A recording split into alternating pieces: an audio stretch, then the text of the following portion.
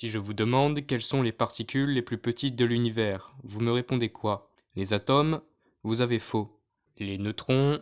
Toujours pas. L'ensemble des particules les plus petites de l'univers sont regroupées sous un seul et même modèle, appelé modèle standard.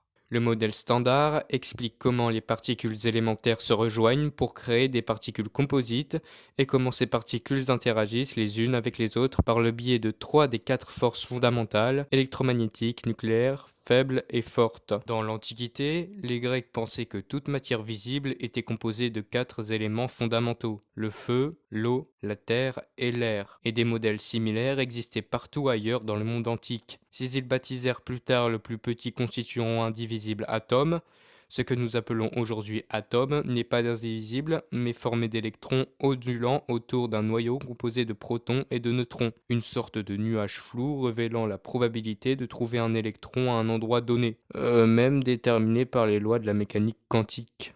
Les protons et les neutrons sont constitués chacun de 3 particules indivisibles appelées quarks, qui sont au nombre de 6.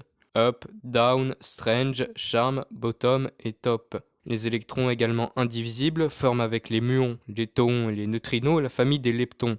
Toutes les particules interagissent les unes avec les autres et avec d'autres particules, les photons, les gluons et les bosons W, Z et de Higgs. Les quarks interagissent et se lient par l'intermédiaire des gluons, un peu comme s'ils jouaient au football avec les gluons dans le rôle du ballon. Bon, on parle beaucoup de quarks, mais concrètement, qu'est-ce que c'est? Dans les années 1960, en bombardant des protons et des neutrons avec des électrons, les physiciens constatèrent qu'ils contenaient des particules encore plus petites, baptisées quarks. Les quarks fonctionnent par 3. Ils ont 3 couleurs, rouge, bleu et vert. Tout comme les électrons et les protons portent une charge électrique, les quarks portent une charge de couleur, qui se conserve lorsque les quarks passent d'un type à l'autre. La couleur des quarks n'a rien à voir avec les couleurs usuelles, c'est simplement que les physiciens ont dû se montrer inventifs et trouver une manière arbitraire de qualifier les étranges propriétés quantiques des quarks. Outre leur charge de couleur, les quarks sont de 6 différents types ou parfums. 3 paires constituent chaque génération de masse croissante. Les plus légers sont up et down, puis viennent les strange et charm, et enfin les plus lourds, top et bottom. Les quarks up, charm et top ont une charge électrique de plus de tiers, et les down, strange et bottom de moins un tiers. Ce sont des charges électriques fractionnelles comparées à celles du proton, de 1, et de l'électron, moins 1. Il faut donc 3 quarks pour faire un proton, 2 up et 1 down, ou un neutron, 2 down et 1 up. La deuxième catégorie de particules, les leptons, inclut les électrons. Il y a encore 3 générations de leptons de masse croissante, électrons, muons et taux. Les muons sont 200 fois plus lourds que les électrons, les taux 3700 fois. Les leptons portent une seule unité de charge électrique négative. Ils sont aussi associés à une particule sans charge appelée neutrino, les neutrinos électroniques, muoniques et tauiques. Les neutrinos sont quasi dépourvus de masse et n'interagissent pas avec grand chose. Ils peuvent traverser la Terre sans s'en apercevoir et sont de ce fait difficiles à attraper. Tous les leptons possèdent des antiparticules leur correspondant. Comment les particules interagissent-elles entre elles? Les forces fondamentales sont transmises par le biais de particules.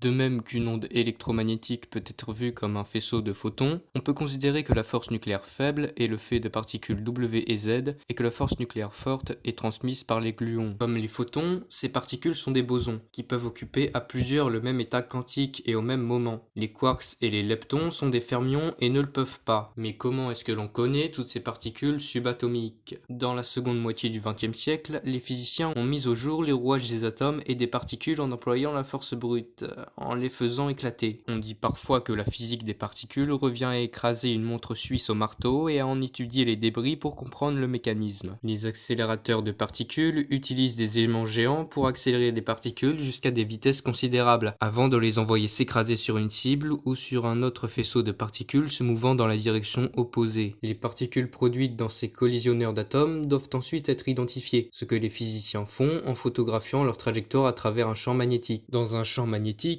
les particules chargées positivement tournent d'un côté, celles chargées négativement de l'autre. La masse de la particule détermine quant à elle la vitesse, ainsi que le rayon de courbure de sa trajectoire dans le champ magnétique. Des particules légères auront une trajectoire à peine incurvée, mais des particules lourdes peuvent aller jusqu'à faire des boucles. En relevant leurs caractéristiques dans le détecteur et en les comparant aux prévisions théoriques, les physiciens peuvent dire de quelles particules il s'agit.